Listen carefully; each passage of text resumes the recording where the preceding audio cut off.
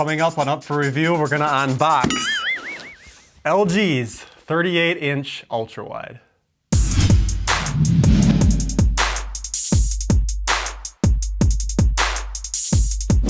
Welcome to Up for Review. Today I am real excited. 38-inch LG 21:9. This is gonna be my new monitor for my MacBook Pro. This is the LG 38 UC99, and like I said, it's 21:9. They say it's 4K, but in actuality, I think a 4K would be 5184 by 2160, and this says 3840 by 1600. It's still a monster though, and I'm really looking forward to it. So without further ado, let's go on ahead and cut this bitch open. I've just been waiting so long for this moment. It's just, oh. These things are like back ordered like a son of a bitch, and I finally got one. I just hope it's everything and more that I wanted. All right, cutting her open. Top lifts off. We got our handling guide. Our stand. And our accessories, which comes with all the awesome cables. Here's a stand. I have to lay her down, I think. I'm just too worried about it. Holy shit. Here we go, ladies and gentlemen. The grand finale. Little beat up on shipping. It's the inside that counts.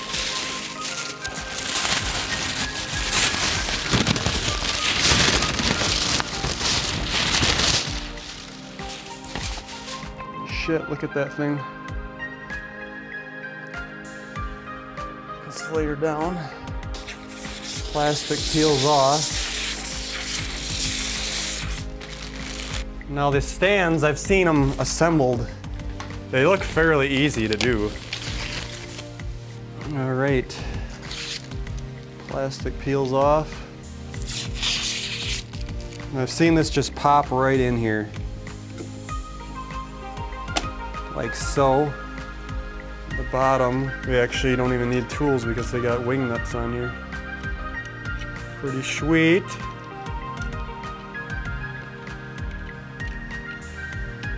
Screw that in. Like so. Pop it up. And look at that. That is a fucking monster. Holy shit.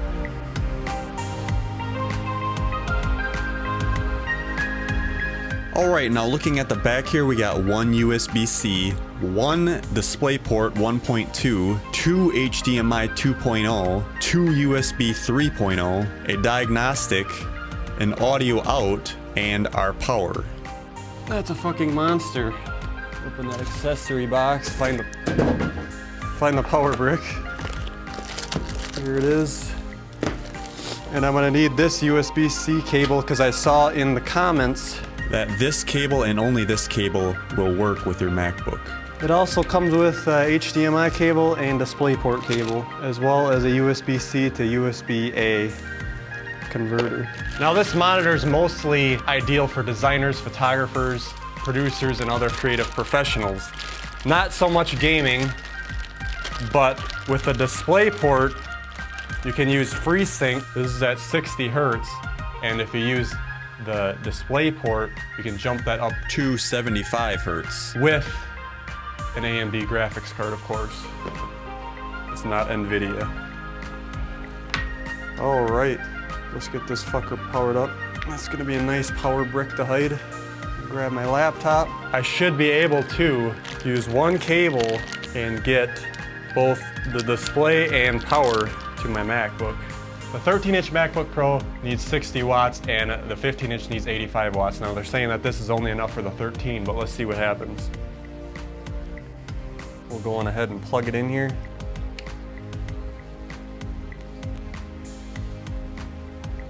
And we got nothing. There we are. Fucking find where I am. That is fucking huge. Now this monitor also comes with two 10-watt speakers, and you can tether your phone to it via Bluetooth and listen to your favorite music out of there. Very fucking nice, very clean. I mean, I can't believe how good an ultra-wide is gonna be. It's gonna be amazing to work with. I think having that long timeline on the bottom for Final Cut's gonna be a fucking game changer. I'm curious to see what these spaces are. You know what? I'm gonna fuck around with this and I'll get back to you on this. All right, a couple weeks later, here we are in my room. I got it all set up, and let me tell you, it just looks freaking gorgeous. The setup looks amazing, it's clean, it's elegant, the bezels are nice and thin, and it just makes my space that much more awesome. Now the way I have this hooked up, I got one USB-C cable running directly into the back. Now this powers and charges my MacBook. But the beauty of this monitor, it acts as a hub. For instance, I got my USB 3.0 thumb drive and card reader hooked up directly into the back here, and when I stick it into my card reader, it will show up directly on my MacBook. Fucking awesome. I also have my external USB microphone, and that works directly into my MacBook as well. And finally, I got my external speakers plugged in. So at the end of the day, this means I can be on the go with my MacBook Pro, come home, plug in one cable, and have access to all this. Freaking awesome and amazing. And now as far as that big ugly power brick goes, I managed to mount it under my desk with some double-sided Scotch heavy duty tape.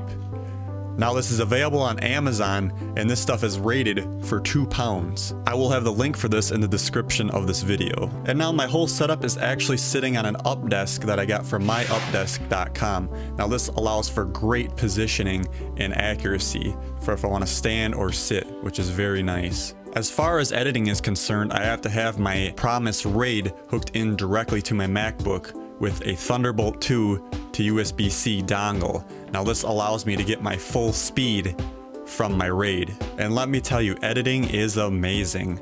So much screen real estate, so much room, and this is the main reason why I got this monitor. I edit in Final Cut Pro, and it's just freaking like everything is great. Wide open space, great multicam view, you couldn't ask for more. Now a big thing with this monitor is split view. Right now I'm using Mac OS's split view, but you can also download LG's software, which allows for multi-selections and different arrangements. Pick the one you want, and it will show guides of what you have selected. Open your windows, and it will snap to the appropriate size. Now having 3 web browser windows open feels just like having 3 sheets of paper side by side. And of course this works with any other apps you may be using. And now if you would like your window in a different space, simply click, hold, drag, and drop, and it will swap with the other window. To resize, simply click and drag the divider to your desired size. To dig deeper into the monitor, we can click in the joystick at the bottom of the screen. Accessing the menu, we can control brightness, volume, turn the screen on and off, and also Bluetooth audio. Heading on over to inputs, we can access our USB-C, DisplayPort, or our HDMI. We are also able to change some aspect ratios, so if you're running a 1080p video, it would be letterboxed on both sides. It also has picture-by-picture mode, which allows you, for example, to have USB-C on one side and HDMI on the other. Pretty neat. There is also different picture modes like cinema, darkroom, gaming, which essentially adjusts color, sharpness, and brightness for your appropriate activity. You can also go completely custom and do it all yourself, which is always great. Now if you would like to leave your computer run and shut your monitor off, simply go to the menu and go to Screen Off, and after 5 seconds it will turn off. To turn back on, simply push in the button again at the bottom of the monitor.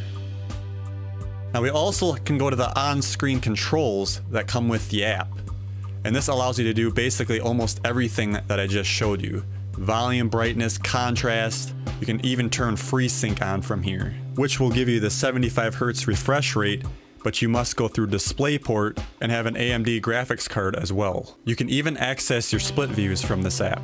Movies running at the 21:9 aspect ratio look amazing because there is no letterboxing to be had. And you will get the extra edge on gaming because you'll be able to see more in your peripheral vision and gain that extra kill. Of course, immediately I had to fire up American Truck Simulator and see just how much more dash room I got. And in Farm Simulator, it allowed me to get that extra crop that I may have missed while chopping. So to wrap this video up, I am very pleased with this monitor. It is a lot better than my previous setup, which was just an iMac and then another screen in portrait off to the left. One downside is the USB 3 hub card reader that I have going into the back of the monitor. I tested the speed with Blackmagic and I was only getting 2.0 speeds. Very disappointing, but my plan is to wait for the hyperdrive to come out and I'll have that directly on my MacBook and I can easily get my full speeds then. All in all, I am very pleased with this monitor. If you're interested in finding out more about it, click the link in the description and have a good day.